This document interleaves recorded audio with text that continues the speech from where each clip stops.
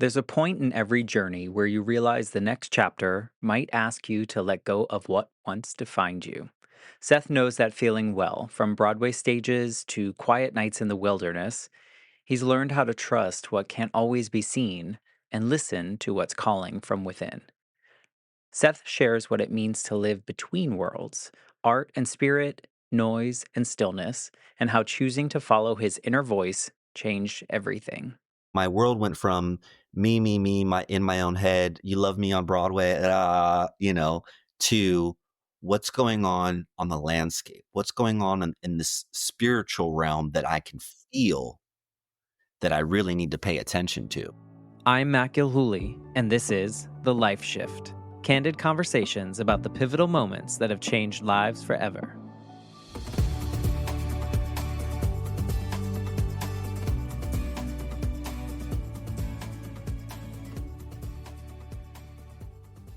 Hello, everyone. Welcome to the Life Shift podcast. I am here with Seth. Hello, Seth.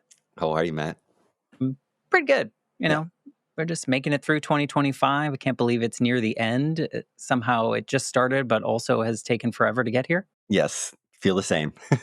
Thank you for wanting to be a part of the Life Shift podcast. It is, I'm going to say it again because my listeners hear me say this every time, but it's like this journey that I never could have imagined for myself, to be able to talk to so many different people about really different lived experiences, but yet find how very similar we are in the way we feel about these situations. Some external life shifts, some internal fires that light us and move us to new spaces in our lives. So I thank you for just wanting to be a part of this. Absolutely. Thank you for having me. Well, my pleasure. And we'll see by the end if you think it's your pleasure. So there's that. But to give anyone some context of the life shift, this show really comes from an idea of my own life shift when I was 8.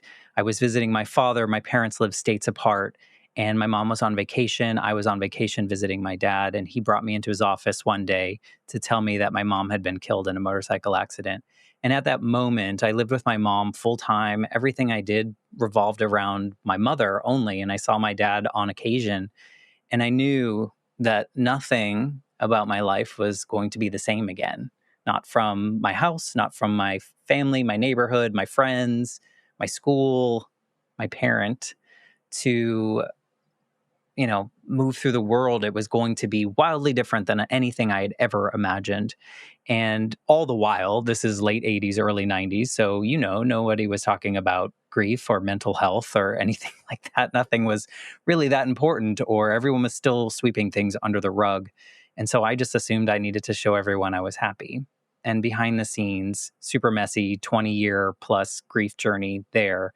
But I always wonder, do other people have these like line in the sand moments in which from one second to the next, everything is different? And now my naive brain of thinking everyone had one life shift moment has been squashed by all my guests. And also, not everyone has this external life shift moment. And so I've learned so much from a lot of people who have created the life shift moments within themselves, this internal fire that caused them to make changes. So I say all that to say, to give some context of what the life shift is, in my opinion. And I'm looking forward to hearing your story.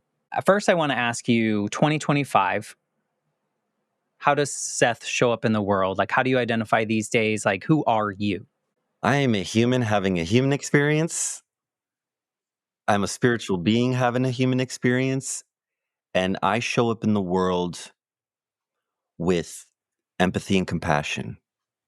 2025. All that I would like to say, and moving forward in the future, and probably always, I show up to serve and help as many people as I can, even sometimes when I can't.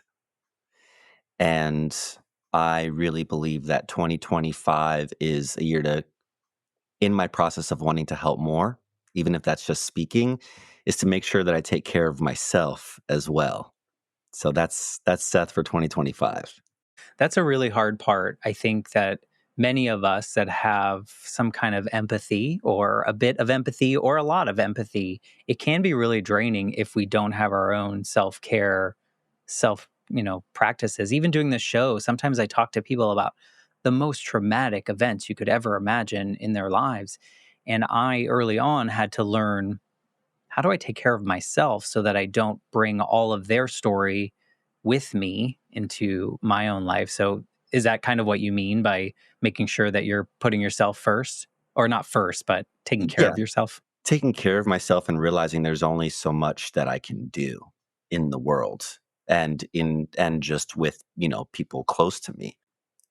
Taking it with me, I think I've learned in working with clients and things like that to not take it with me. However, we're in a different era, we're in a different year, and so it is a matter of choosing to take care of myself. I kind of look at it like a path. I'm being called down this path. I have to keep going, and I will help who I can along the way. And just making sure that I'm hydrated, making sure that I'm following my internal compass. That's what I mean by taking care of myself and wanting to even help others along the way. Yeah.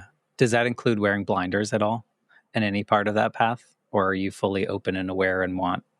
I think that blinders are good sometimes. I want to know what's going on in the world and around me. And at the same time, this has been a big year personally for discernment of, do I have the capacity to help right now?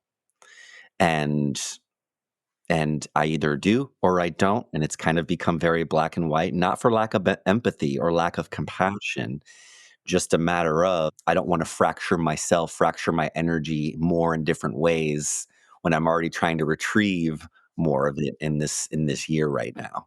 Yeah. It's almost like a capacity thing. It is a capacity thing. Yeah. Yeah. Well, I think that is beautiful, and like you said, it's 2025, but hopefully as you move through the years coming, that you'll continue your practices that fill your cup and help others, because I think that's the best thing we can do as humans walking this earth, right? Like it makes Just everything better.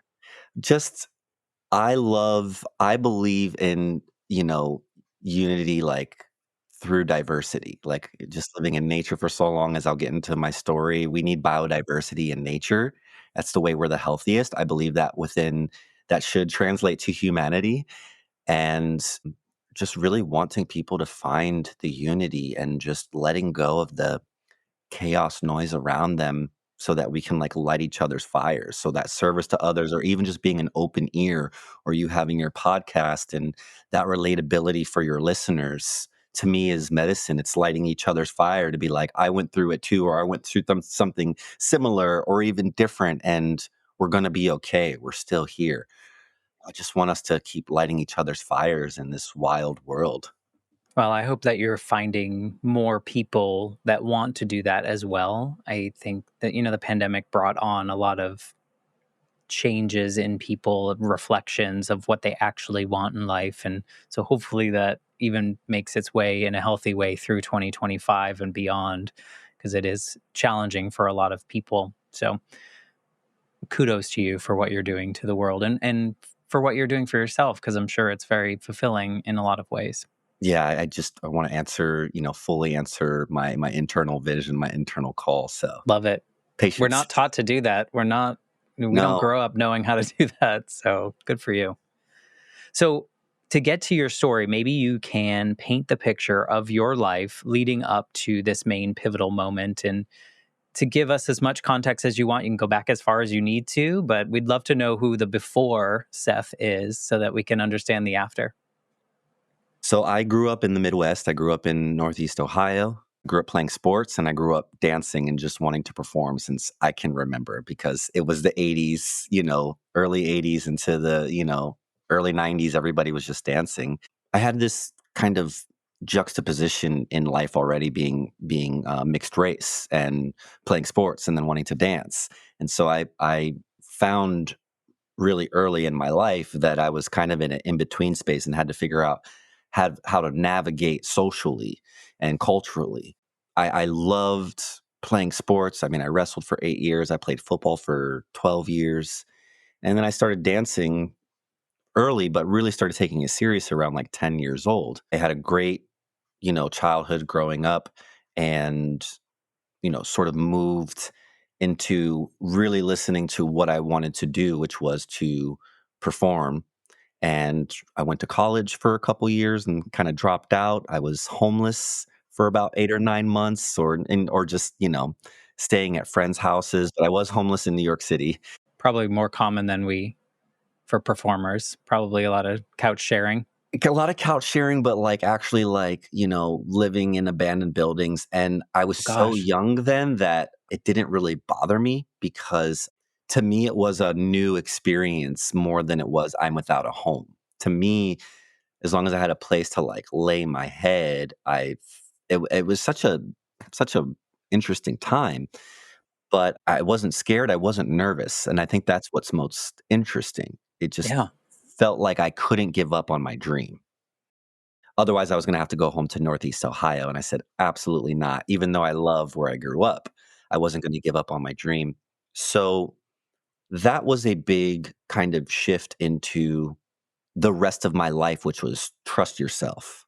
Did you have a lot of that growing up? Like, was your family very supportive of all the things that you wanted to do, or were you proving something, or They were, but I was a hyperactive kid. I'm still very hyperactive, and, they I got diagnosed with ADHD when it was really coming out in the '80s, but my doctor said, he doesn't need medication. He just needs to stay active, which is true.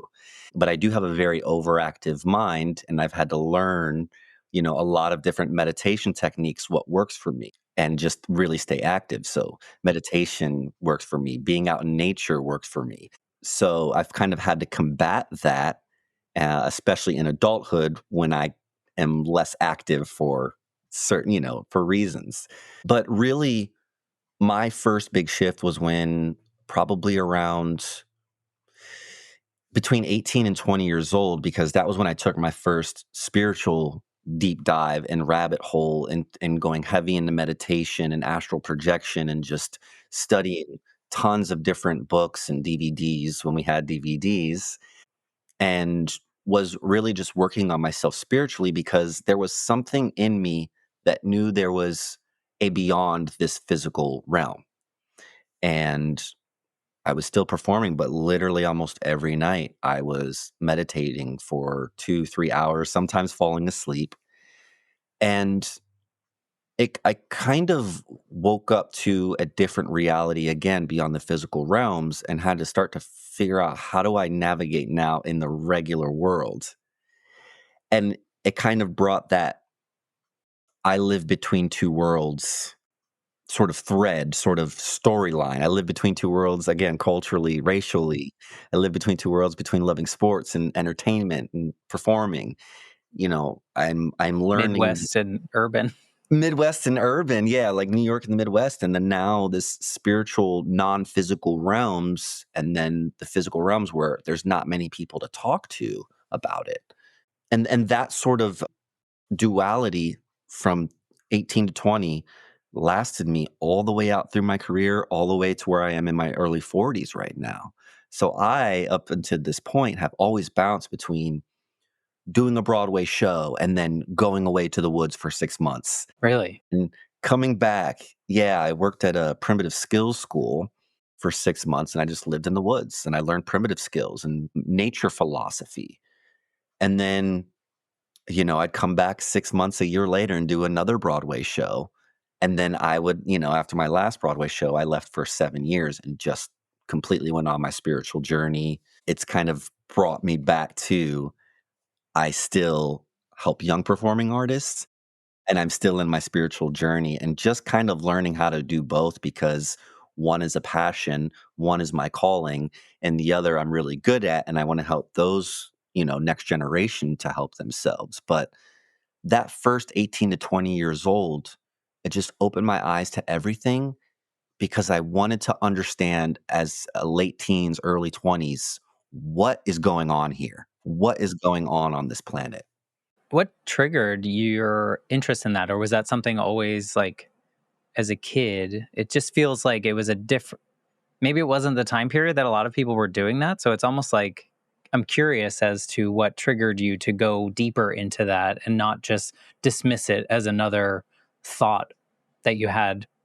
I've never had that question asked to me in all the podcasts. So that I love that question. Thank you, because I've never thought of it, but as soon as you were saying it, living I wasn't living in Harlem, I was living in Manhattan still, and I would go up to Harlem all the time because I just loved the culture, that's where I would shop, and there was one guy, his name was Ra, and he sold all kinds of spiritual, esoteric DVDs, and I would walk past multiple times, and something about his table kept, like, alerting me to look, and so I after maybe 3 or 4 times, different times, I started to buy some of his DVDs, which was David Icke and about extraterrestrials and angels, and it was more of a breadcrumb, I call it a breadcrumb, or something that just pulls your focus out of all the chaos of New York City or wherever you live and says, "Focus here."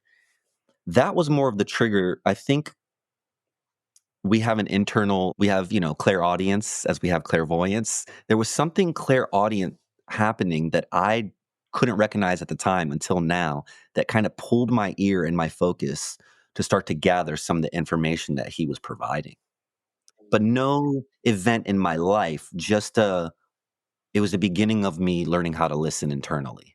Yeah. But I mean, it kind of is an event because, like, what if you didn't set up that day? What if, or what if you'd walked a different street, or who knows, like life can do that. And I was just curious because sometimes those thoughts that are maybe, and this is not meant to be demeaning in any way, but at the time were not mainstream kind of conversations. They weren't things that people were talking about openly in all public spaces, right? Like it was something that existed and people were doing and thinking and talking about clearly, but it wasn't like an 18-year-old, 19-year-old, 20-year-old was typically talking about. So I was just curious of how you would choose to do that. But it sounds like it was this inner fire that also saw the invitation on the table in a Yeah, way. saw the invitation, and after getting a couple of DVDs of information, some of it was really left field, but it was information that I had never received before. But some of it hit so deeply within my soul that I'm like, this makes sense compared to a lot of else of what I'm seeing because I live between spaces.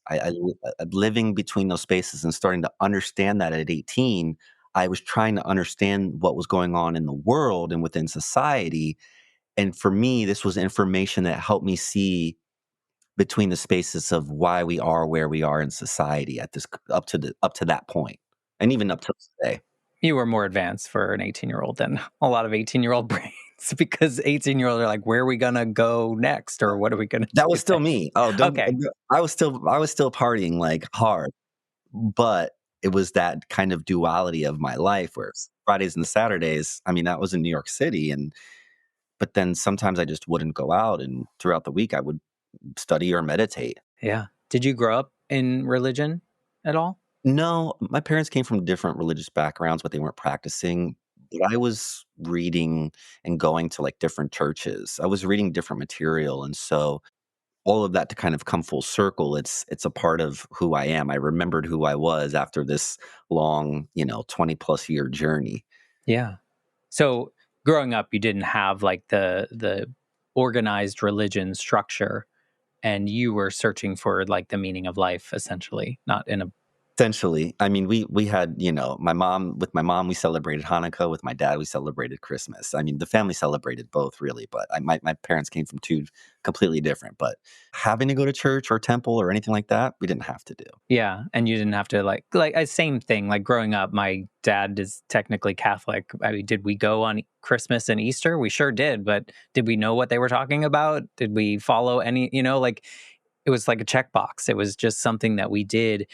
And the reason I asked that question is not anything about religion, but I think that those that have grown up in religion and don't necessarily buy into the religion that they grew up in because, they're kind of just it's part of their family. There's not something they got to choose at first. Right. I think if those people kind of tend to seek out more or they feel more spiritual and they kind of move into this like, okay, I understand this, but like, what is it really? What does What it is it really really? mean? And religion is different from spirituality and what you do and all that. I understand that, but just curious if any of your upbringing pushed you in a direction. Sounds like not Right. really. It was more just like a open space, like, because it was yeah, it was already an acceptance, you know? Did you this is sorry, tangent, this like squirrel moment Go of ahead. did you feel like you belonged in all of your spaces or did you always feel like some part of you was not in the right space? I always felt like I was home in different spaces, but I think I learned how to chameleon very well, very quickly. I just had to find relatability in whatever space I was in. Now, did I get made fun of and from kind of crossing over in these different spaces? Yeah, but the not within my football team, not within my choir, not within my dance team. It was just people that didn't see and didn't understand because of their parental programming. So, Right. Yeah. Just curious because I think sometimes people that talk about, having these I don't want to use opposing, but two different things that seemingly are opposing, but they should, I mean, sports is performing too, right? Like I feel right. like And at the dance end of is the, athletic. So, and yeah. right, exactly. So, but I feel like sometimes people that they just mask in those spaces, they mask that they fit this box. And then when they go over here, they put on that mask. I'm so curious if you felt like you fit, but it sounds like you did. Yeah, I didn't mask because I had too much, energy to pretend. And you're like, I just love it. And here we go. Let's go. Yeah, And for that's better or worse. yeah, Yeah, well, we've all done that, yeah. whatever we're in. But I love that as an 18-year-old that you had enough trust and confidence in yourself to like dig deep into these areas and still fulfill the other parts that enjoyed you, but like go into an area that seemed like maybe different than others. Curiosity. Yeah. But like It you went hard though. Like I some went people are curious and read a book, but like you were like, I let's was go. devotional. Yeah, Yeah. And did you and find it was changing your life? when that was like one of many first, big life shifts because things started to make sense to me because I wanted to understand. I still remember my initial reasoning, even as a teenager in high school. I want to understand, why is it so hard for people to be happy? Why is it so hard for people to make money? Why is it so hard? Why are we all fighting? You know, why are we going to these wars? You know, I mean, 9/11 happened when I think my junior year. Why do they want to? Why does one government want to hurt another government or one country? I just had too many whys. And then I really started to dig in, not just the spiritual aspect, but the geopolitical aspect of why things happen within this world. You know, my dad's black, my mom's white. Why can't they go anywhere without there every once in a while being criticism, or, like friends and in the dance world, if you come across like, I'm not gay, but why do you make fun of my gay friends? Or if I was gay, why? What are we doing? Like, why can't we just why can't I be who I am? Why can't you be who you are? And we just chill out and have fun. Yeah. Uh, Well, I so think a lot of us have those questions still. and so But we're still yeah. there, and I mean, I've come to many conclusions since then, but there were so many whys of what I was observing, and I was like, "This where am I? This doesn't make sense." Yeah. So 18 to 20, you're kind of dipping your toes in this or you're getting soaking wet and then you start to live this or not start, but you Yes, more it was a start. intentionally Yeah. live this duality out loud. Like you run off, you do your show, and then you take some time and do something. What does that look like for you? Give me I don't know what this means, but like what was the first time you chose to say, okay, show's over? Yeah. After I did, my second Broadway show was In the Heights. And after I did that, I pretty much pretty soon thereafter, and I had a business and everything too. I was taking skills at a primitive skills school where you learn how to make a, natural fire, how to find food and build your own shelter. And being outside, In New York? it was in New Jersey, Okay. and believe it or not, in a national. Reserve and then in Northern California. But when I was outside all the time, I'm like, "Oh, this makes sense. I don't know how to do this. Why don't people know how to do this? Why are we not taught this in school? Why is this not like a course sophomore year or freshman year?" I was like, I had an aha moment, and I was living out there, and so when there wasn't classes, it would be me or 2 or 3 other people just on, thousands of acres of just open land, unless there was hikers passing through. And I had a lot of spiritual activity start to happen at night. I started to have to learn discernment of, what does this cold energy passing me feel like? What does this warm energy feel like? So I had to differentiate between benevolent spirits and malevolent or not so benevolent spirits.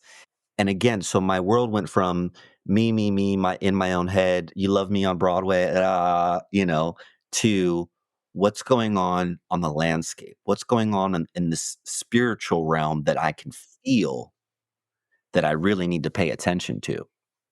Did it feel like coming home to yourself? Like feeling like this feels right, even though the other one also felt right? Like, It did, and I thought I had to choose in that period, right? I thought I had to just be done with the entertainment industry and done with performing, because this other thing really made sense to my heart. There was people coming from all over the world to learn these skills, and we would share food, and that made sense to me. And we would share stories around a fire, and that made sense to me. And we could, you'd have a CEO from a Wall Street company or a Wall Street, bank, and you'd have a woman that, sews hats for a living. And you'd have these people come together, and there was unity, and that is what made sense to me. And then after I had that experience, the stage called me again. And I was like, you know what? I missed the stage too. But I realized that I didn't know before is that if I love what I do and I perform and people feel good, I'm doing something good for the world, and that makes sense to me. The way it's doesn't have to be escapism, but storytelling is as old as that fire that I sat around for 6 months. And so things kind of started to like make sense that there is a duality in this world. You could try to choose one side or the other, but both are going to exist. There's going to be dark, there's going to be light, and there's going to be in between. And that was around like 28 years old where it started to click. Like, there's nothing I can do to always be on the light side. I'm gonna crash out every once in a while, or I'm gonna want X, Y, or Z. And that was that next big shift where I was like, the world is the world, and I get to choose where I want to be in it. when you went back to Broadway or back to the stage, did performing feel different after that experience? Because I feel like maybe you felt different. I'm wondering if it changed how you performed or how you the experience itself. Yeah, it I was different, and it was very hard to come back and live in New York City again. Yeah. And Eat fast food? No, or eat yeah, I mean, not food from the not a wilderness. berry, not a blueberry. Yeah. Uh, the hardest part I had was I was turning on my internal facilities to feel like physically like on a landscape really, really far, to know, is there a coyote over there, or is there a deer over there? Should I leave that alone? And then expanding my spiritual capabilities to when I came and living back in New York City, or just being around people in close proximity, I was starting to pick up on all of what they were. I could see behind their mask, and it bothered me. And so I had to learn that I had to create this kind of dial where I had to dial down everything to be like, I don't believe in looking into other people without their permission, right? I don't believe in, I just don't believe in that. And so it was happening naturally, and I had to like pull back all my energy. And that was hard. But when I got on the stage, I could let it happen again, because when you're on a live stage, you have to be laser focused. Somebody could fall, you got to pick them up and keep saying your line and keep moving. It's that is where I could kind of get back to that natural awareness. And then after I did that last show, I left again, and I left for 7 years and was like, I got a spiritual tap on my shoulder, and it was like, "This is your last Broadway show." I heard my higher voice, my higher self say, "This is your last show." That's And, scary. it was scary and it was sad, and I didn't tell anybody. Mm. So how did you just left? Bye. I had 3, 4 months left in my contract, and I knew I wasn't going to renew, and I knew I was getting called to travel, and I was going to be led spiritually as long as I, like, prayed and was in my heart. So I left for since 2009, 2000 and mid 2017, finished my Broadway show, and then I just was, going to Peru, going to Mount Shasta, going to all these mountains and jungles and just learning different sacred techniques. I had multiple awakenings there through plant No medicine surprise. and all of Never these. heard people do that. Yeah, right? And so it's just maybe I'm jumping ahead and bouncing around, so my apologies for my No. squirrel way of thinking and explaining, but I've kind of come full circle to realizing that life has many little shifts and then major shifts, big traumatic experience. Like I lost my father to cancer. We're going to lose, parents and it hurts. And we're going to lose family members and friends. And sometimes we lose family members and friends to their own depression or to their own psychosis. And I just am at the point now where I'm trying to understand, which is what I share with my friends and people that I care about, is how can I navigate my own path and kind of like I kind of see it as a boat on the ocean. How can I navigate my own path? Because we're all on this ocean of life. It's just how I've begun to see it as of this year. The waves are going to get crazy. And then sometimes it's fine. But when they get crazy, how can I navigate my ship? Because I know where safety is. I know how to ride these waves now. And how can I help other people on their ship? Because people are drowning through or getting ready to be capsized per se because these waves are so drastic within society and spiritually and geopolitically and I mean you name it. And that's kind of been my focus, is to really help people stay grounded within themselves and be able to navigate their own ship through these waves. We're going to get through them, but It's hard though. In the moment, most people don't think you'll like that's impossible. How are we going to get through this? Like, for instance, when my mom died, I was like, no chance. Like, life is not really possible after this because there was no picture of it anymore. It was like, let's wipe that slate yeah. clean. And I was 8. So I don't know. I didn't imagine much more than 9, like I was ready for my next birthday party, whatever that was going to be. Mhm. But I've talked to so many people that they hit these moments in their lives in which it feels really insurmountable. But we talk through the conversation, right? And we get to this 2025 version of them and they look back and you're just like, who knew that the human spirit is that resilient? Like we knew logically, I think, but personally, it's really hard. And maybe not for you because you have more awareness in that space, but like for people that don't go down that road, we're like, it just feels impossible. So I love that you're helping people. Yeah, because it hurts. I Yeah. mean, I think Do those things hurt for you because you are aware and you have the answers to some of the whys? Like, for instance, when this is going to sound terrible, but I don't mean it in a terrible way. When your father passed, mhm. as much as that hurts, did it hurt differently for you because you had this more awareness of other pieces of the whys? It did. I mean, I couldn't imagine going through it at a younger age because I would have been in shambles, and I needed my dad because, again, of my hyperactivity. He kind of really kept me in line. So when he passed away, I had to step into manhood in a different way. But I already knew there's for me, my personal belief is I believe that there's life beyond this physical realm. So I was okay. But it doesn't take away, him dropping 60, 80 pounds and me having to lift my father. So it still hurt. But because I had that awareness of there is something more for him, there's something more for him beyond his suffering. There's something more for me that, okay, because I was angry at my father for different reasons, even though he was a great dad, he wasn't, always a great husband. But I realized like he did so much, and that's what I need to focus on, and that I am the evolution of my parents. So I'm the next best evolution of him and then, my mother. And what can I do to be that better evolution of our family?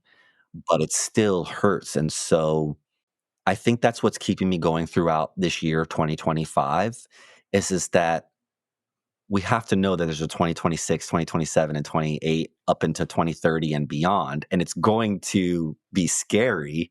Yeah. And maybe we can't, I think most of us can't really see past these next few years. But I think we have to train ourselves to believe it and to like take care of ourselves and just check in on our friends and our family. Like we just have to ride the waves.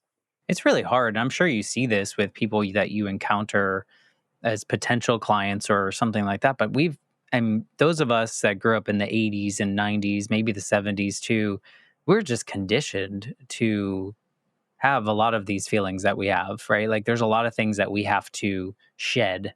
For instance, like more than half the conversations I have on this show are about things that growing up I was not allowed to talk about. Like that was like private. We don't ask these questions. We don't ask questions that could potentially make someone uncomfortable. And I'm like, now that I've kind of quote unquote completed my grief journey with losing my mom, I'm like, Matt, just ask the questions because that's how we learn. That's how like, I would love if I ask a question to people and they're just like, no, you're wrong.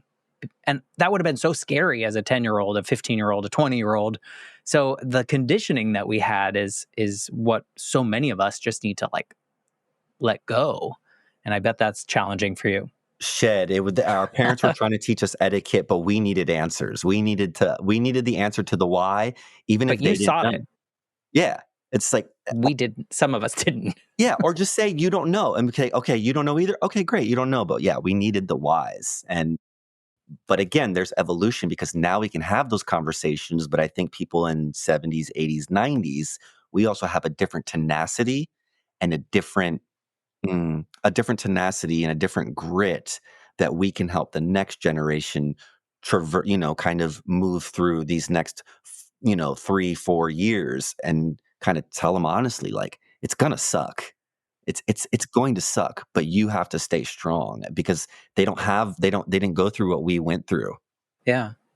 Well, and it's interesting too because you said that you are helping younger performers and whatnot. So you're probably talking to a bunch of like Gen Z young.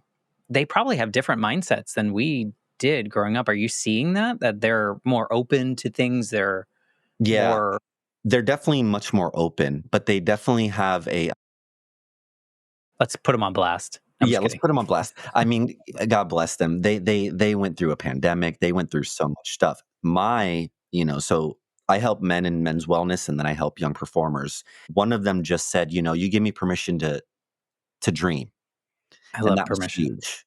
And like that like just touched my heart. I'm like, that's why I still want to help them, and I want to keep that. It makes me emotional just talking about it, but I want to keep the dreamers imagination and belief alive because there are storytellers and we need storytellers, but they have a lot of crushing feelings. So when we weren't, our generation wasn't allowed to feel and wasn't allowed to talk, they get the benefit of talking, but not that thick skin that we had to have.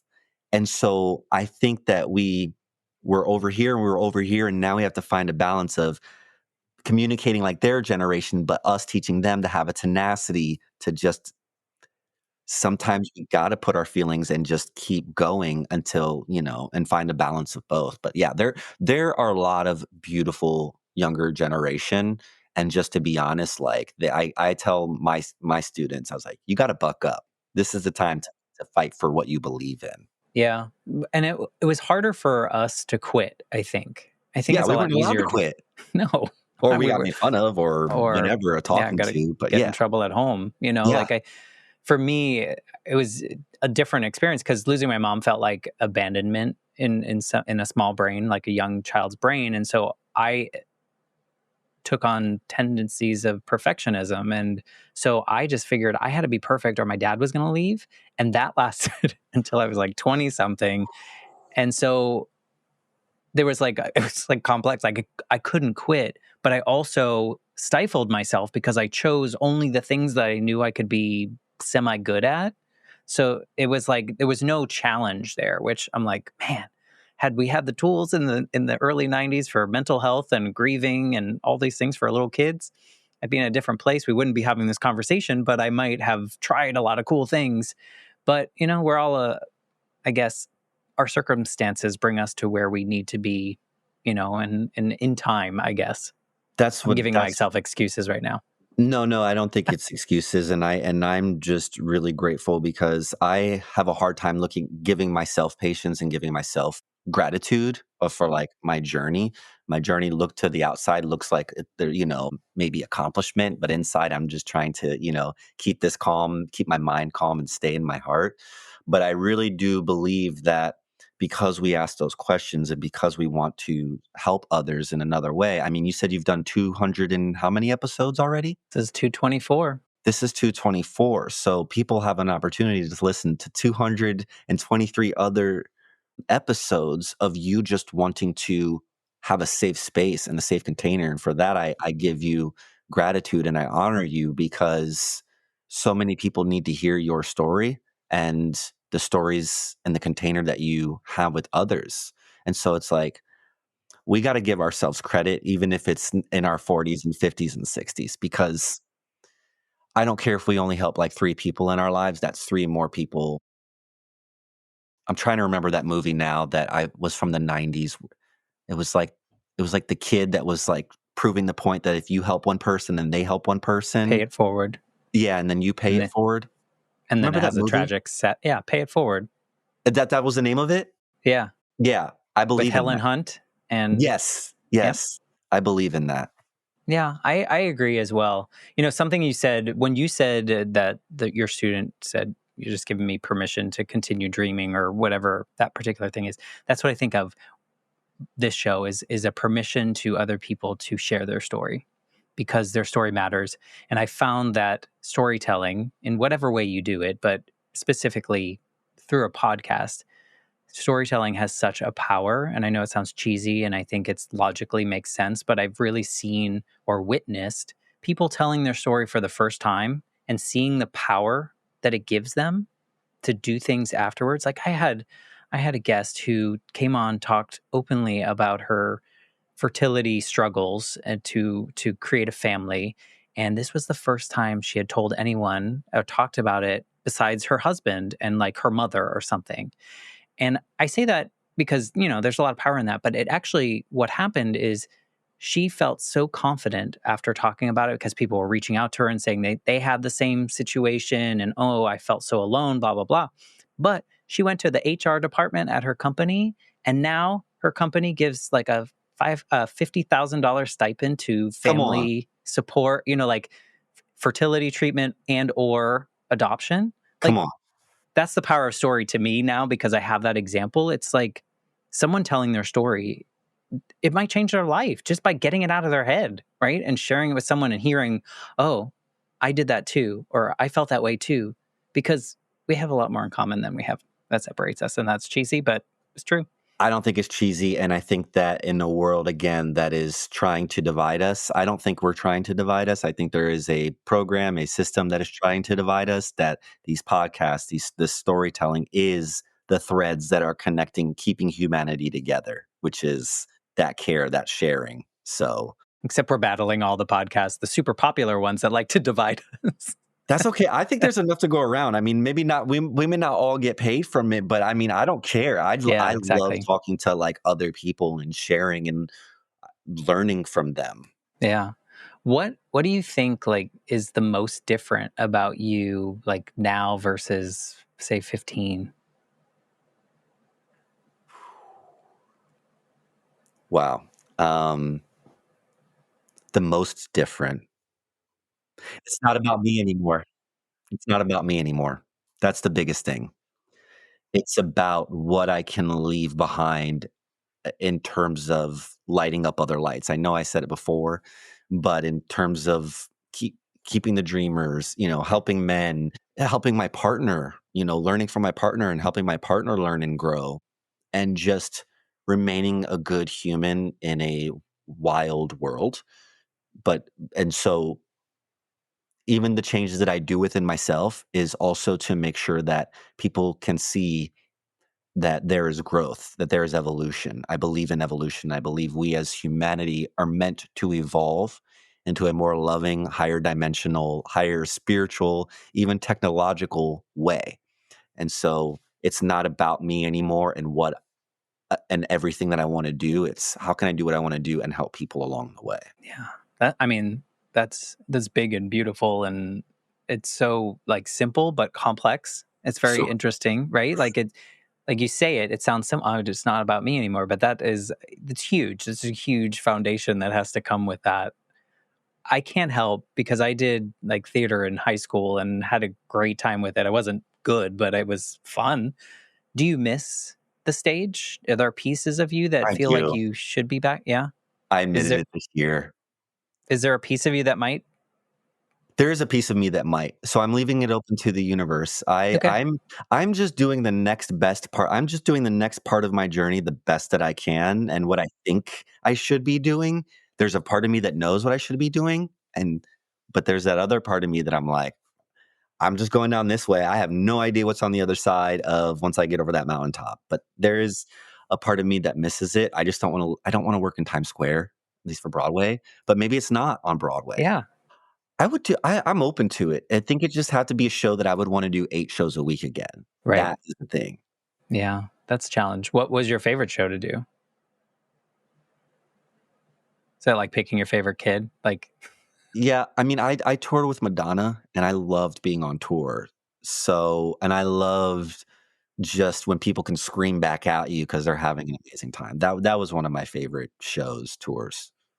oh, that's awesome. Yeah, I think it's people fantasize about these things and then they don't necessarily think of all the details that come with doing 8 shows a week and what that actually looks like and the rest that you need and the self care that you need to survive that. Maybe after you turn like 25, I'm sure you could probably barrel through in the early 20s if you needed to.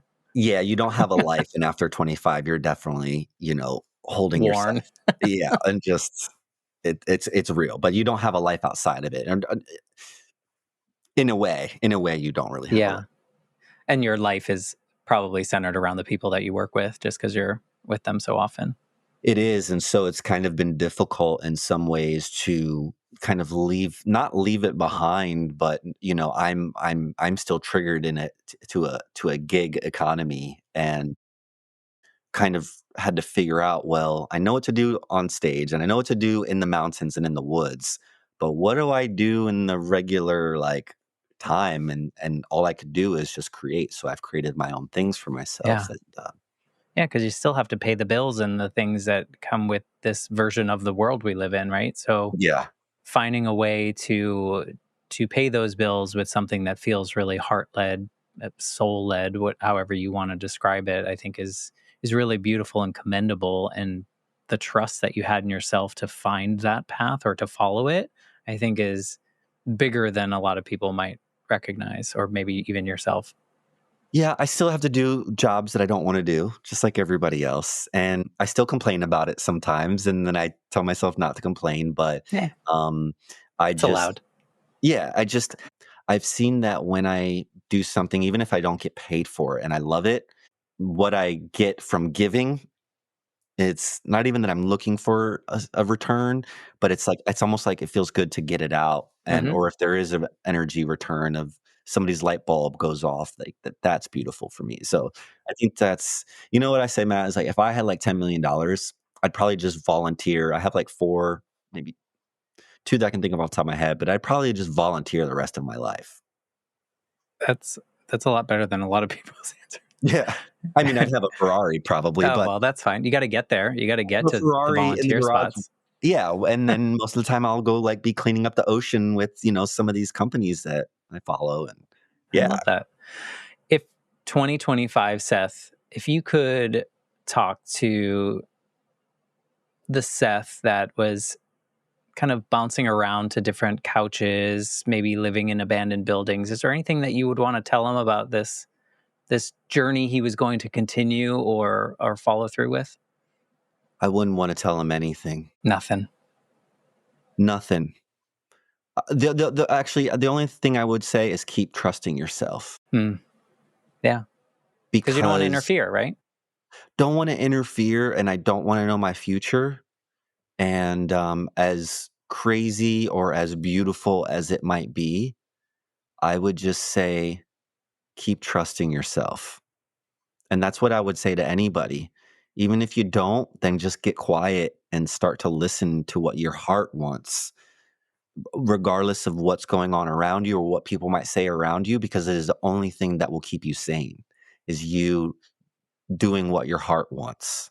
Because that's all we get. We take nothing with us except our experiences and the love or lack of love, in the world. And so we can choose to love, we can choose to trust ourselves, and we can choose to, in our free time, do what we want.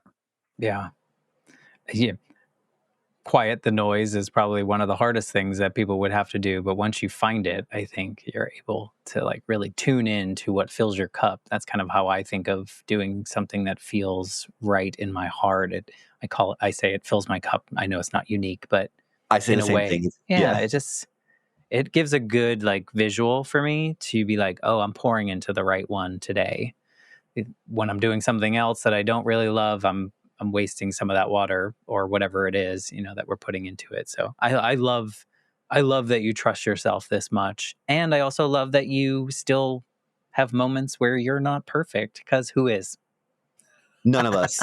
And I say I trust myself, but I'm trusting myself to be like, oh my, and deep down I'm like, oh my God, where are you taking us? This Yeah, is but I mean, scary. this is our life to live, and I think so many of us grew up with this like assembly line life that we were just kind of checking the boxes and doing. So I love that you leaned into so many things that I think a lot of people in your cohorts probably would not have.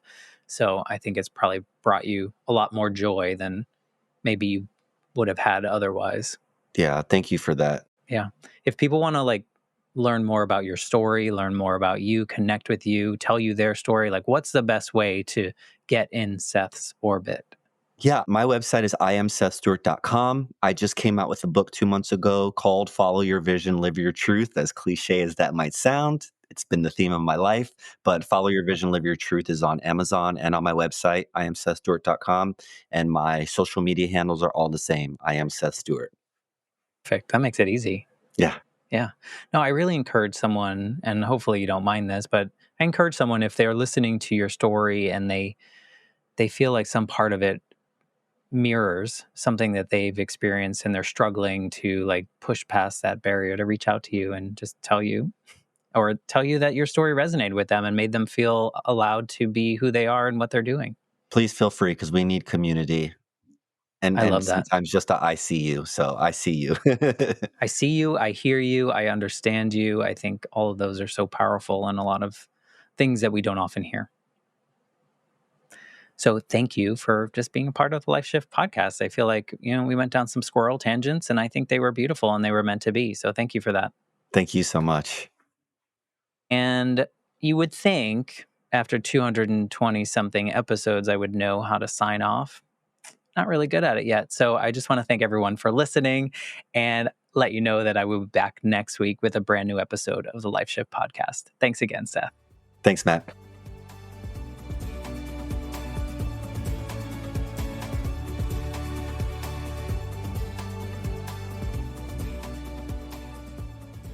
For more information, please visit www.thelifeshiftpodcast.com.